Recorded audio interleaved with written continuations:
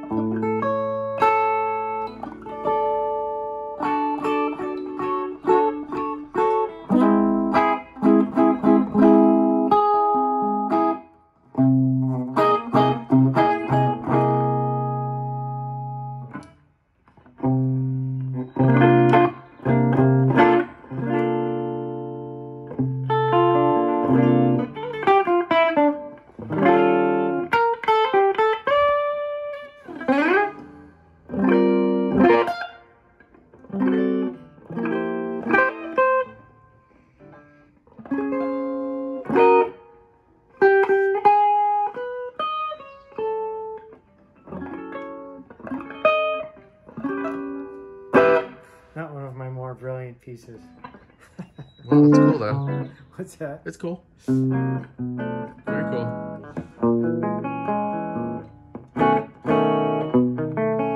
Now let's play with this thing. If you're still not entertained. Let's see. This needs to go.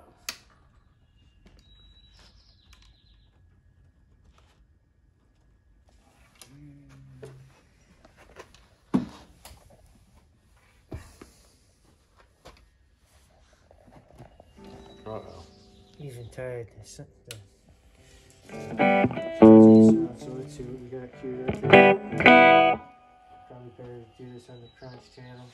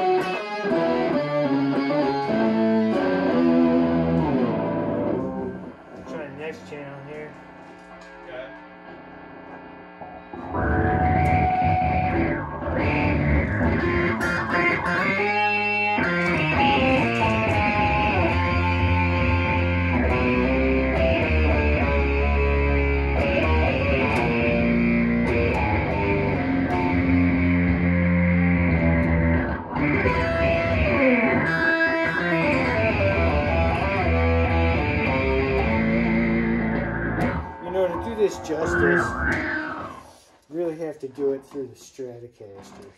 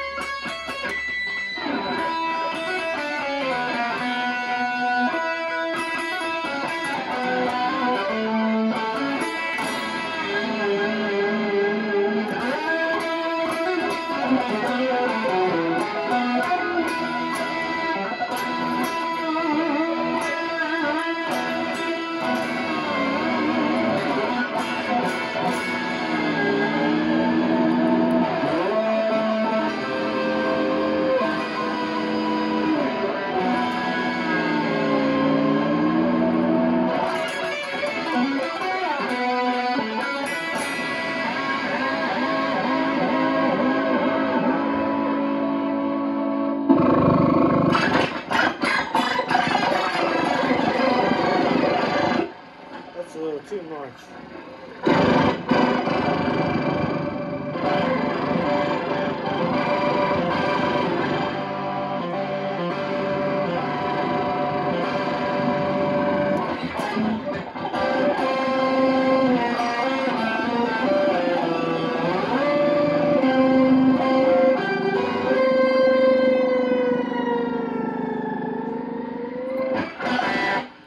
That channel needs to be dialed more.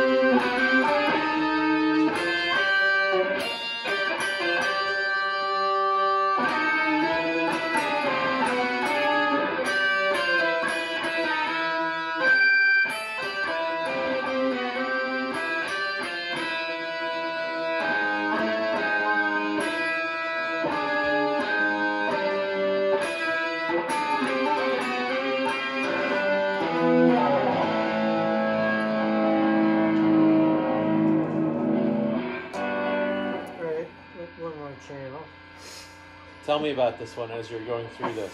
Tell me about the guitar. So you switch guitars. So this thing has been getting like its brain erased and shit. Like playing with the other pedals doesn't play nice with the other pedals, and so it's just been doing weird stuff. And it's got like kind of like wiped or something. And then so when you start it up, you have to like some of the parameters, like it has like something that's been preset in there, but then in order to change the settings, you have to like sort of dial it all the way back past the original setting. So it's really weird the way the dials work. You have to like kind of like zero them sometimes to get them to start working.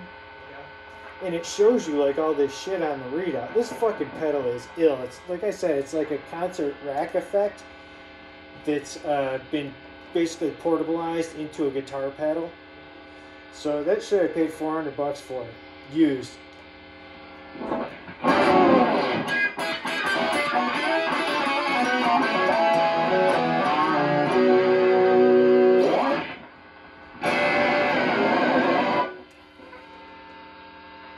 And I switched guitars because this guitar is just, like kind of more of like a, like a thrashy and trashy with the whammy bar and stuff. I like playing with a whammy bar. It's one of the reasons I think that guitar, I don't know, just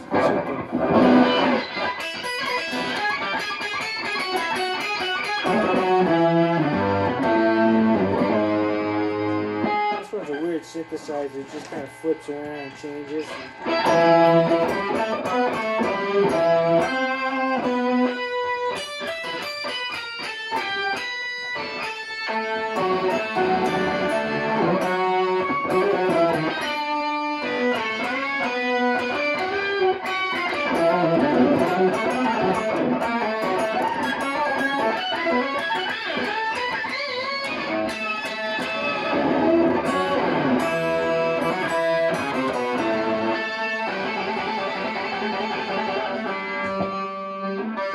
The last one called Micro.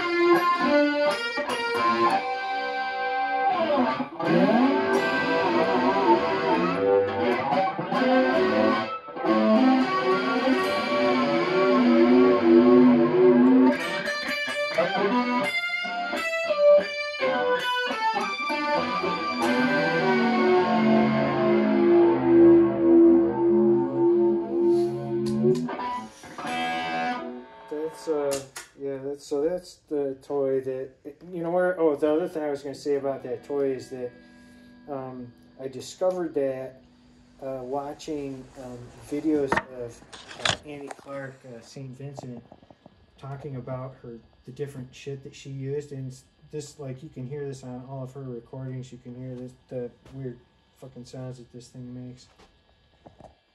But that's like a major, like concert effect. That's the shit. That's not like fucking like these crappy, like I said, all these other pedals. I'd never pay more than $100 for it. If there's an ad, somebody's trying to sell one for like $150 or $200 or $500 or whatever. Fuck that shit. There's only like, and plus, for me, it's like, like that effect unit. You don't really need anything else with it, for the most part. Because it's just got so much shit on it, like different, like, concert reverbs and stuff, make it sound like you're in a hall. And to me, like, it's more about like guitar playing than the electronics. Like I've been trying for many, many years to get the guitar to learn how to play me. Okay. And it's getting closer, it's getting better at it, little by little. And sometimes, on a Saturday morning, if I have a puff after my oatmeal, we can communicate. We can communicate pretty good.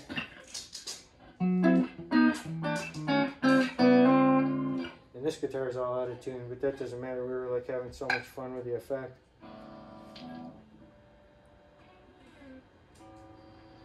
So yeah, I don't know what makes like electronic circuits like that, you know, like buzz like that, like scratchy sound, and like especially if you like don't touch any of the metal on the guitar. The grounding loop, probably. Dude, that amplifier is the shit though. Those people know what they're doing. That guy's like a genius, and he's like I said, they bought him out at Gibson. Recently bought this amplifier company, but he's part of the deal. The guy that's like the genius. Yeah. Okay. Actually higher. Yeah, whatever. But there's so many different like profiles, like this, like I said, like my guitar teacher when I was like 16 years old had a Mesa Booty amp, like Mark Series amp, and that's basically what this is just like the evolution of that. But what they did is they keep like adding circuits, so it's like all of those things all together, like all of the classic amplifiers that they've made over the years are like wound up and like so stuck in here together. As like a, you know, like there's, you know, a bunch of switches that you can switch and just like change these profiles, and you've got the EQ in all the dials, and it's like so much control that you have over the end sound. And it's really just, you know, like he's also famous for just really crispy, you know, like they know what they're doing with the tubes.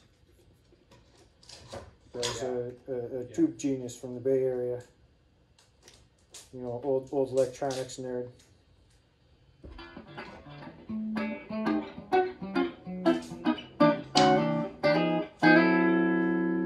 But so this, as I said, you know, I mean, it's be a learning experience. Like all of these toys that I have in here, and I don't know, you know, like I mean, I think I've misspoke before when I was speaking about living here, but really, what I, you know, like my primary sentiment about living here is grateful. That I have like this much space to, you know, and freedom to just fuck with like a bunch of musical toys. Yeah, it's nice. It's really, so, you know, every day that I'm in here, I'm loving it. But you know, like I'm also portable, you know, and like really all the shit that's in here, I could move into my storage in my car over a weekend. Yeah, we don't want that. No, I don't want that. I totally don't want that. Like I said, I'm grateful for every day I live here, but you know, like, I don't know.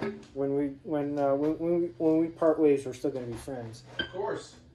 Yeah. Dude, I gotta get you up to our place in Marin. Yeah, you know, yeah, totally.